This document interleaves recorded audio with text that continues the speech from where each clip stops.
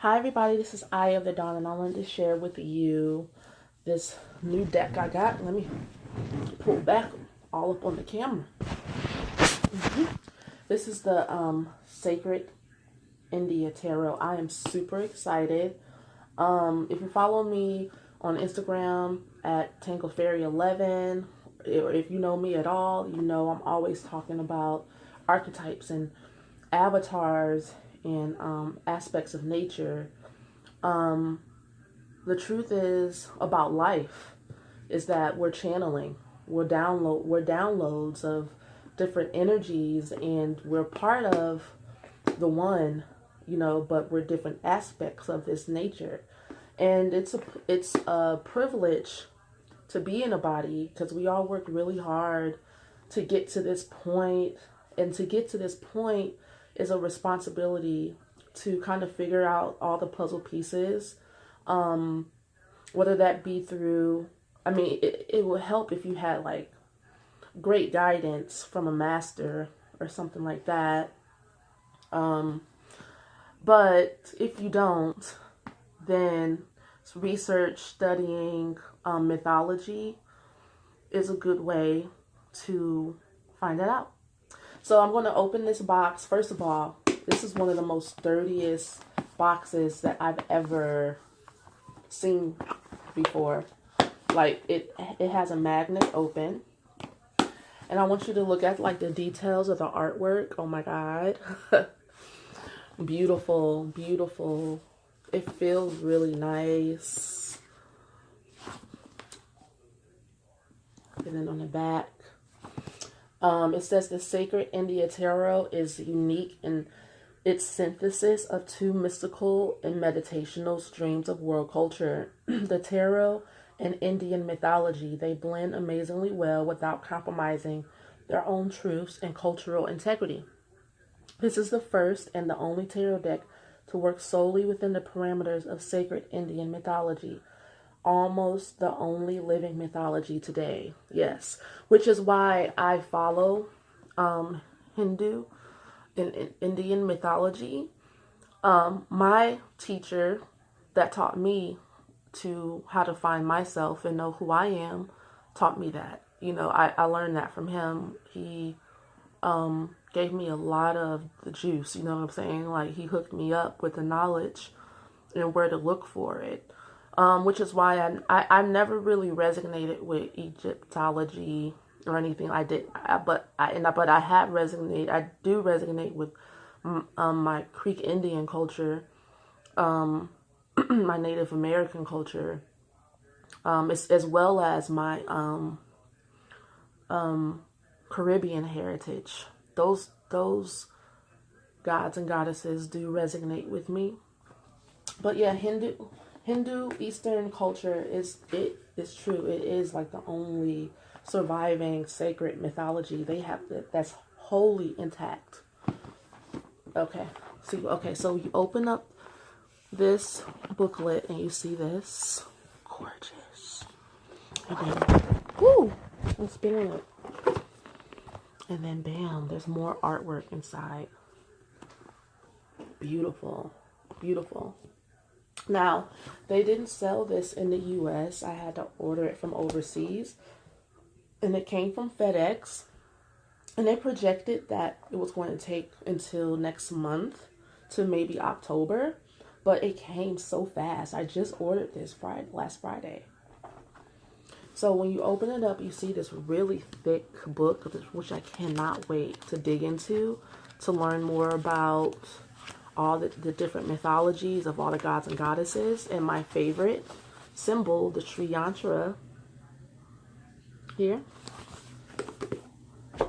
And they give you like a little bookmark, and it talks about the Dattatreya, which encompasses of Brahma, Vishnu, and Shiva.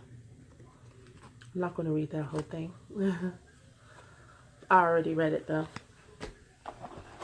Okay, so you open the box and you see inside. It's just a gorgeous packaging. It's really beautiful. Now this box is going to get torn up. And so I'll probably have to get like a velvet bag for it. All right, so let's take a look. I haven't looked at the cards yet. So on the back, which is, oh my God. When I saw the pictures of this, I was like, oh my God. I have to get this deck because this yantra has marked my journey, my spiritual journey. Like, there's so much synchronicities with this and with who I am, you know, and who I learned that I was and who I'm growing to be. The Sri Yantra is a yantra. When you meditate on it, it brings you peace and prosperity. Yes, abundance, Lakshmi. It's a symbol for Mahalakshmi. All right, so, okay. So since I have this card in my hand, let's take a look. It's the Queen of Swords, and she is divine. And on the back, it has the number 81 on it, which means that this deck is more than, yeah, it has 78 cards plus 4 bonus cards. And I can't wait to see which cards those are. I haven't looked at like the what do you call it? The organization of the deck. But yes, she is the Queen of Swords, and let's look at her. 81. It's probably in the back.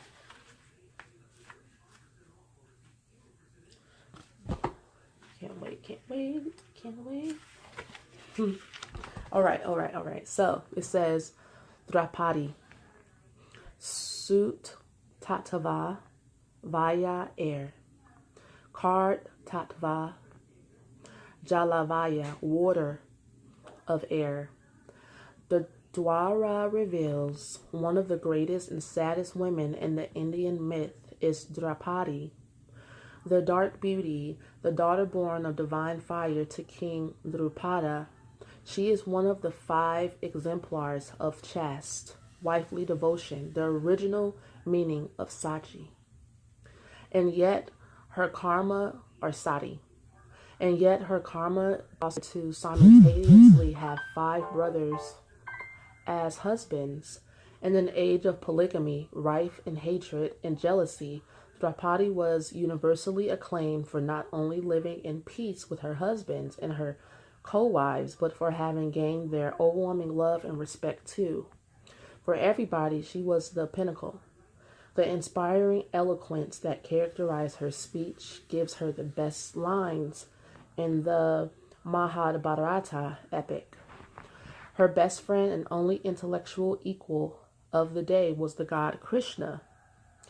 Draupadi was a great warrior as her husband Arjuna, as wise as her eldest brother Yudhishthira, as tempestuous and generous as the middle brother Bhima, as versed in statecraft and the arts as the youngest twins, her husband Nakula and Sahadeva, and yet left doubting if any of them really loved her. She was also the most beautiful woman of her time, and her great spiritual powers had rendered her Nitya Yadavani, eternal youthful. The optimum of grace under pressure, she would not, however, forgive and forget lightly. Every injury and slight had to be avenged, preferably in blood, and crossing her was normally a death sentence. Yet she could display a calm mercy when everybody was seething for blood, her most magnificent moment being sparing the life of her children's murderer. That does describe the Queen of Swords to me. The Queen of Swords is super talented and super smart, but can be a bitch to deal with. You know, like with her words will murder you. So it says light, hugely talented and capable people who are emotionally uninvolved. Having tasted sorrow, they prefer loneliness. Go it alone, independent action and thought, intelligent and intellectual, skillful achievement of goals, self-reliance. Okay, let's go to the shadow. What is this stuff on here? don't know if that's glue or neglectful in relationships. I guess that's when it's reversed, especially of children. Subtle and malicious use of the intellect, ability to inflame people against one another. Their underlying sorrow seeps into all aspects of life. Intolerant and troubled, detached, misleading, flirtation, which lands other people in hot water. Divorced, separated, widowed. Okay, so special meanings. Uniquely, I didn't read all of those descriptions, by the way. It's great detail. Uniquely, it also indicates success or failure in examinations. Karma type, Brahabada, Purusha Artha, karma quality, Dritha. Okay, inside of the card, are you trying to do everything by yourself? Do you feel unhappy? Unlucky in love? Do you need to manifest your strength and not depend on others? Hey. Whoa. I love this. Oh my God. So the author of this book is Rahit Arya and Jane Addams. So this book is like, I was reading about the author and they were saying, this tarot deck, and they were saying that this tarot deck is Rohit Arya's grand opus. Like, this is like the work of his life. So let's take a look at another card and maybe even do a little reading for whoever's watching. Ooh, and this card wanted to pop out. Now, I will say, because of how many cards it is, for my hands, it's like kind of a lot to shuffle, but I can't shuffle. I can do it. Ooh, and the cards are easily shuffled too. They're flexible. They're not like hard. I don't have to break them in. That's cool. All right, so the card that pop out is the Ten of Pentacles. So we have somebody dreaming, it looks like, sleeping. And it's like there's guides watching over the person. Or the person is dreaming of the people behind them. And it looks like the Ten of Pentacles, they look like the chakra wheels almost, but there's wheels of hearts inside of them. You know what I'm saying? You see that? Beautiful.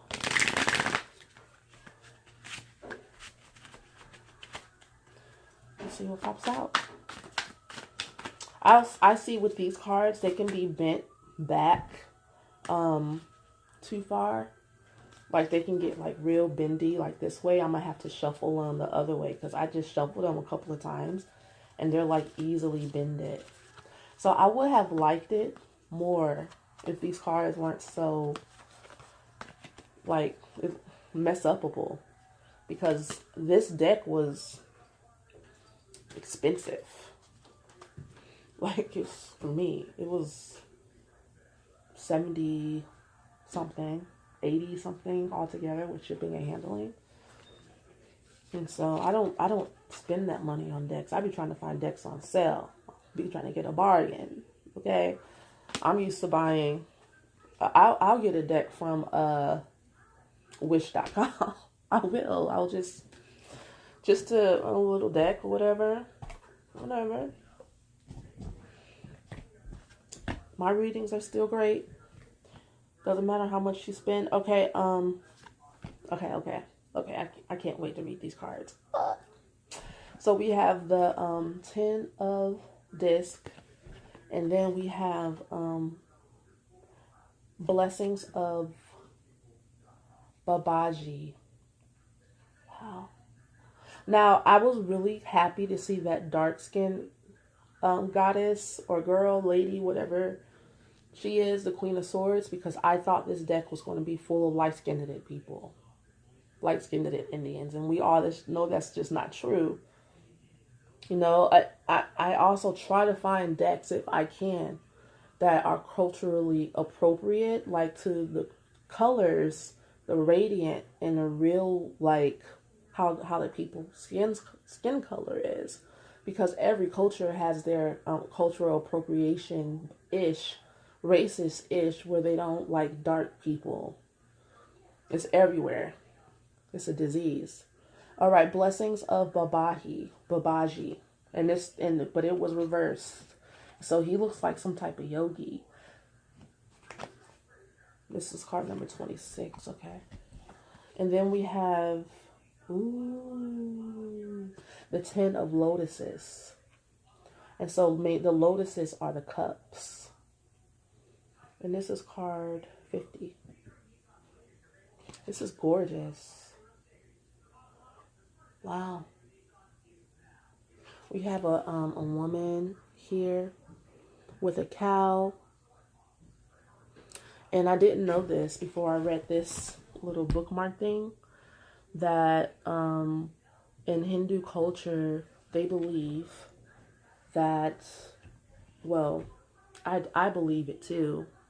It makes sense to me now, that cows are, is what a human is.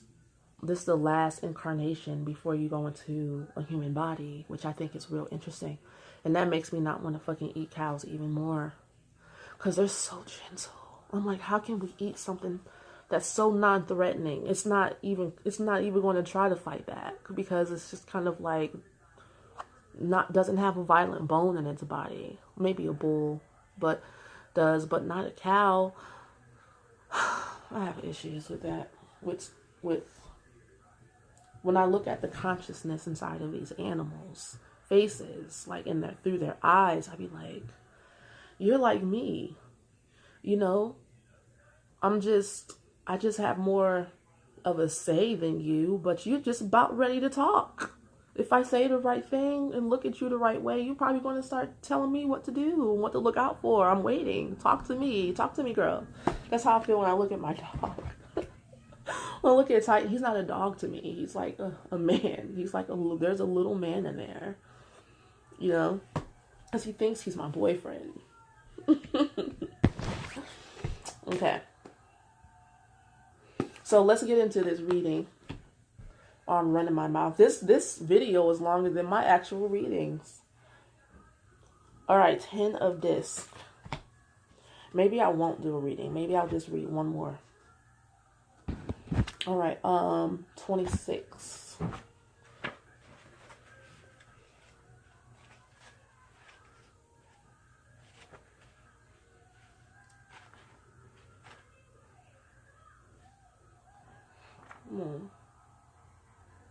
Where can I find the number of the card? Do I look up front?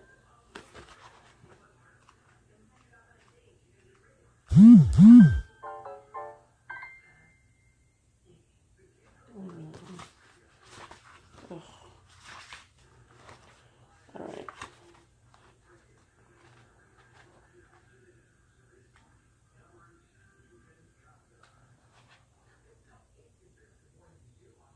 So that's 20, 21. A grace card. All right, blessings of Babaji. Sweet, Sut, Tattva, Akasha, space. Card, Tattva, all/none. Mantra, Om Kriya Babaji Nama Am. The Dwara reveals he is the luminous breath of life, the incandescent soul of the cosmos. He is the ancient power behind yoga, the highest stage of realization and attainment that the universe knows. His spiritual stature is of unfathomable magnitude. His consideration for a faltering humanity is astonishing. He is delaying his final merger with infinite consciousness, refusing to forsake humanity at such a stage of its evolution. He is Kamara, the eternal youth, one of the beings who brought divine knowledge to humans against the wishes of the jealous devas, the gods in heaven who wish to monopolize their position. He is the great avatar of consciousness, Maha Avatar Bahaji, Lord of the radiant splendor. The deathless master, as he is also known, looks like a drawn sword in the few pictures of him. that have been allowed to emerge. There is not a single curve in that face. Even his hair is straight as an arrow. There is a lean and efficient sense of power that palpably radiates of him.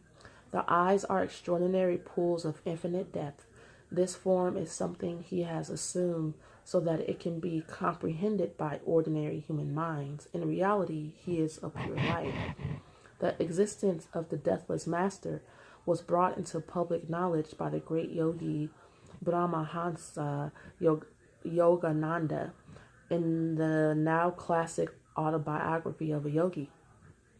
In that book, fascinating details about Babaji's work and mission to speed up the spiritual evolution of humanity were given.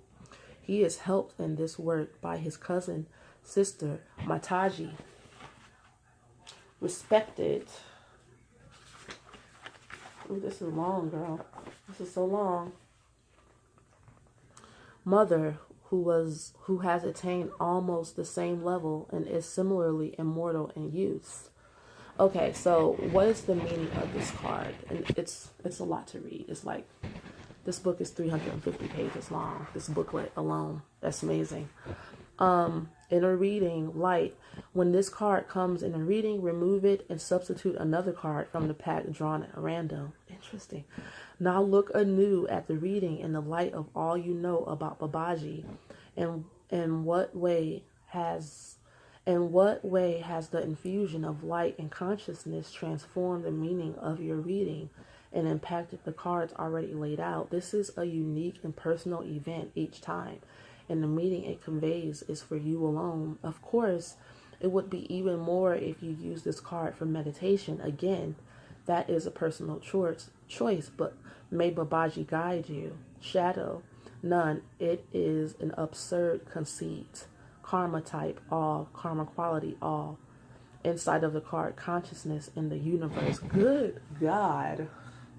What did I get myself into picking this card? I have to do what it says. I have to do it. I have to do what it says now. I don't care if this video is an hour long. I'm going to keep reading.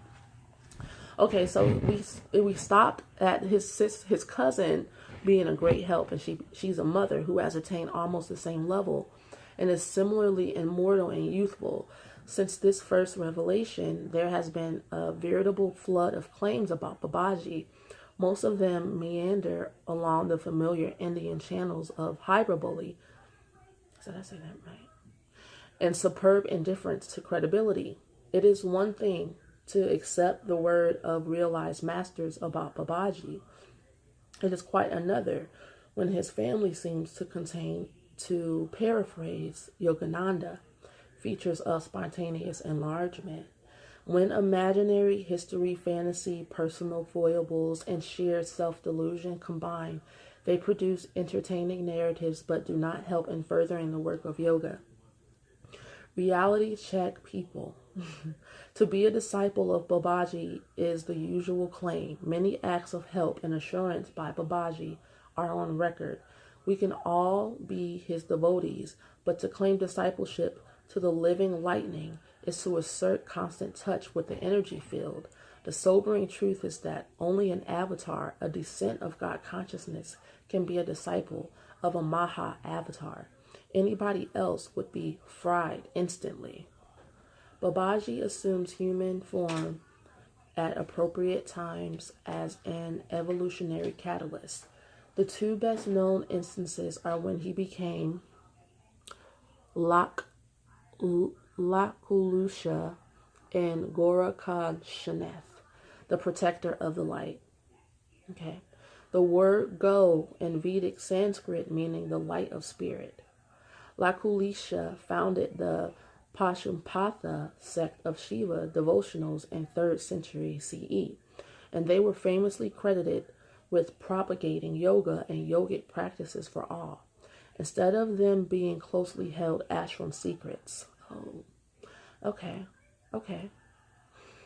They were the first to publicly articulate the doctrine of the serpent of fire, the Kundalini Shakti. Well, damn. That is the force, the creative power of the universe. The latter form of Gorkha was to fulfill a promise made to the great Nath Yogi, Matsyendranath, who desired a disciple greater than himself. Traditionally, this is the Guru's greatest accomplishment. Since such a being did not exist, I'm not saying this name again, but since you're not reading, I have to. Matsyendranath being about a master as is possible, Babaji manifested as Gorakshanath. Babaji himself is supposed to have emerged from Nihalohita Shiva, the blue light of Shiva, the blue void of absolute consciousness. Ew. A blue radiance being one of the authentic signs of spiritual power. Ooh. This manifestation as Gorakshanath gave another great epithet to spiritual striving in the ethos of the land, one that is extant. In the 19th century CE, Babaji initiated the Kriya Yoga revolution through the formidable disciple Lahira Mahashaya, who was the master of Sri Yukteswar, who in turn was Yogananda's guru. I need to look all this up. I don't know. I'm lost. With these names, the reverberations of that decisions to share with humanity a technique hitherto kept secret only for the highest levels of achievement are still being felt as the consciousness of the world has speeded up dramatically since then. The work of Babaji is not to enable you to avoid karma, but to burn it up completely by enlarging consciousness. In the midst of great vision in the Himalayas. I get it now. Babaji communicated a grand spiritual insight to Yogara. Siddhanath, founder of the Hamsa Yoga Sangha, my son, the truth of truths is that when the layers of Maya or delusion in the mind are peeled off, one is left with pure consciousness, which is nothing in the material world, but all creation arises from this nothing, which is pure consciousness. Okay. All right. Okay. So I'm supposed to remove this card and substitute it for another card from the pack drawn at random. Now look anew at the reading in the light of all you know about Babaji. In what way has this infusion of light and consciousness transformed the meaning of your reading and impacted the cards already laid out? This is a unique and personal event. Let's do it. So, all right. So before this we have the ten of Pentacles, and after Babaji we have the 10 of Cups, the 10 of Lotuses reverse. 2 tens in the middle. I'm going to reinsert this back in the deck and see what happens. Wow. Babaji. Pops out. Babaji. This is exciting. This deck I have to practice with before I give a reading. Alright, so I replaced it with the Knight of Wands. Dope. That's dope. It's dope because this reading is telling you you can have what you want. Go for it. Go after it. It's yours. It's a time of complete satisfaction, more than satisfaction, but happiness, material happiness, and emotional bliss. Go after it. Damn, that's dope. The Knight of Wands. I came right to the page. Okay, look at him. His name is Skanda. And this is Agni, fire. Agni, fire of fire. Om. His mantra is Om Sharavana Bhavaya Namaha. Okay. He is eternally young, irresistibly handsome, an unsurpassed yogi, a fire-eating warlord, and the son of Shiva. Agni, god of fire, facilitated his birth amidst a reed. Shara, forest, Vana, hence his name, Sharavana, and mentioned him. He is Skanda, and he has been in worship for over 5,000 years, known by many names: Karatikaya, Murugan, and Subramaniam. Being most popular, he leads the gods into battle with elegance and brio. This mounts being a peacock and his favorite weapon, the veil or lance, as Shanamuga, the six-faced god. He symbolizes the divine qualities of Ulasam, gaiety, Nirakulu, the one free from care, Yoga, yoked to the divine, Idham, benevolence, Salabam, the creative interlude that begets creativity, and Adabhutam, marvelous beyond words. Skanda is also the god of luck. Yes. This is Skanda as Dandaya Pani, the yogi carrying the stave of supreme authority and renunciation. The features are actually of the great Advaita, Master Ramana Maharshi, who was held to be an avatar of Skanda. Like Skanda living out an entire avatar as a yogi on the Shanamuga hill, Ramana Maharshi too never left his beloved Arunachalam hill. So potent is the energy on Shanamuga hill that even today it is thickly strewn with natural six-faced pebble lichens, a testimony to the sheer power of the yoga practice upon it. Skanda's spiritual accomplishments became so great that he is reputed to have reinitiated Shiva himself into esoteric nature of the pranava mantra Om. Beautiful. So, alright, so upright, this card meaning is intelligence, charm, elegance, creativity, unexpected trips, and communications. Athletes, sporty people, very agile and fit, impetuous and decisive, sociable and miscippable. Spiritually, a very high card, especially as a mentor, enthusiastic and inspiring. And Theos, the god within, moves to accomplish goals at a rattling speed, shares knowledge and abilities unreservedly, heralds unexpected change and or challenges, usually of important life-changing events about to transpire.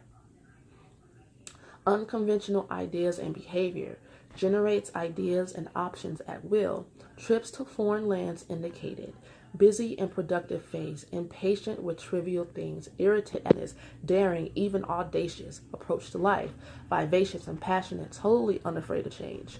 Totally unafraid of change. Okay, so the inside of this card is, are you wasting your energy on trivial things and petty concerns? The pain of discipline is less than the pain of regret. Get going. It's yours.